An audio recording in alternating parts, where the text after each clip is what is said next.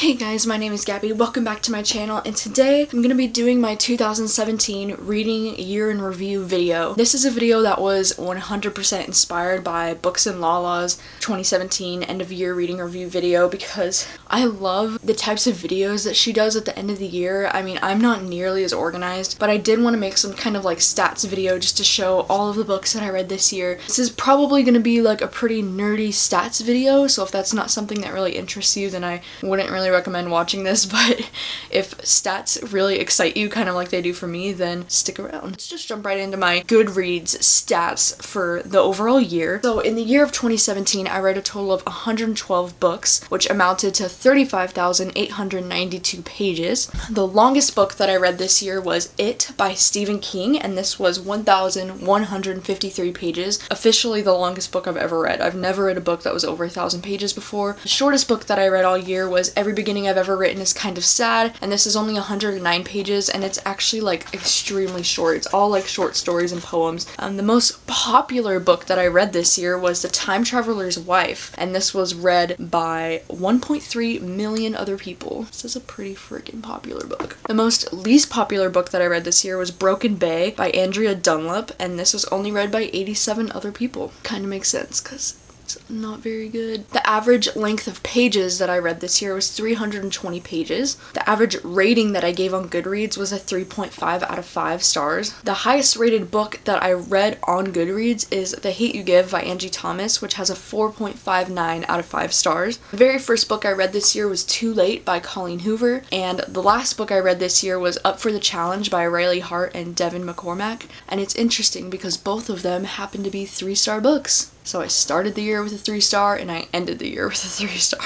So I did a lot of tallying and counting in my notebook here about all the like different things that I read this year. And so I just kind of wanted to go over them in more detail. And so I think what I'm going to start with is just showing you how the 12 months ended up panning out for me. So as you can see from this chart, my most read months were March, May, and July. So July was the booktubeathon, so that doesn't surprise me at all because I do push myself to read a lot more during the booktubeathon. But what really surprises me about this is that May was one of my most read books in the month, because May was one of the most stressful months for me because it was the last month of my spring quarter and because I was changing jobs that month. Like, I left my old job and I got a new job in May, dealing with so much stress about my new job and like trying to get my quarter finished at school. So like, I am really genuinely surprised that I was able to read that much in May. I have no idea what was going on in March. Apparently I read a lot. As you can see from this list, I pretty much read averagely about 9 books a month. And then in June I had a low of 5 because that makes sense because my grandpa died in June, and so I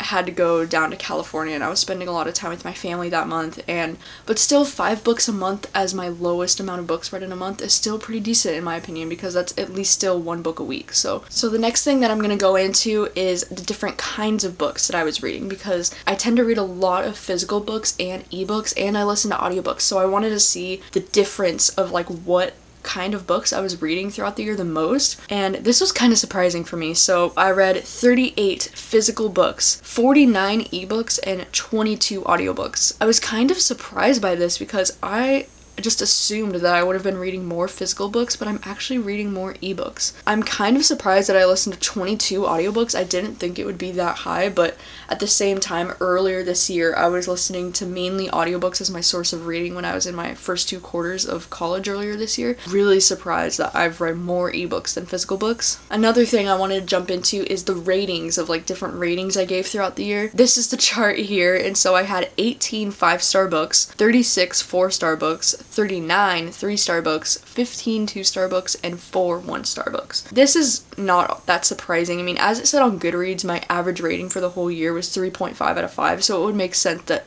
most of my ratings are between 4 and 3 stars. And I do think it is kind of surprising though that I did end up having the most 3-star ratings in 2017. Just kind of depressing because those tend to be the books that have a lot of potential, but there was just something missing that didn't make them great. And so I'm hoping in 2018 to get more 4 and 5-star books in there.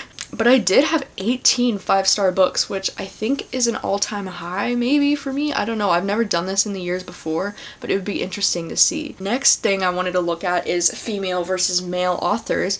I read 90 female authors, 20 male authors, and 2 that was like a mix of both in some kind of collection or something like that. And I cannot believe how many more female authors I read than male authors. Like, it's not something I like actually think about, I guess, when I pick up a book, whether the author's male or female. It's not really something I'm paying attention to, but like, wow, I guess I'm reading a lot more female authors than I am male authors. And I guess in a way this makes sense because a lot of books that I read do tend to be like new adult romance, and I don't know any male authors that write new adult romance, so this does make sense to me that I would be reading more female than male authors.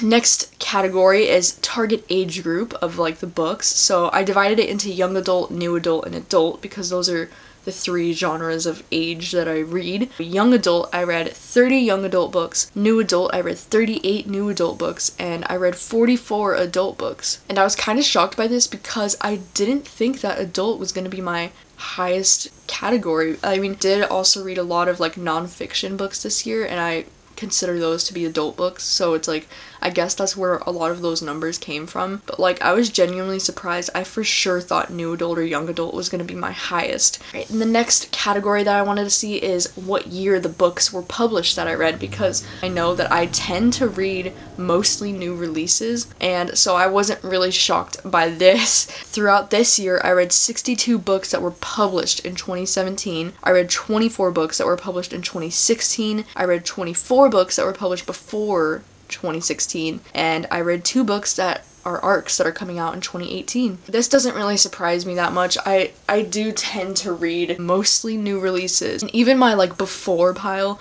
most of those books were published in 2015 or 2014. The one I read this year that was published the longest time ago is probably It by Stephen King, because this came out in the 80s. As you can see, I don't read a lot of books that were published a really long time ago. I read mostly new releases, which I'm okay with. And the next list I wanted to show you is new authors to me versus authors that I've read before. 67 new authors in 2017 and 45 authors that I've read before. I always pick up books of authors that I've never heard of, and I guess maybe what I should be doing is reading more books from authors that I already love, because then I think there's more of a guaranteed chance that I'm gonna like more of the content that I'm reading.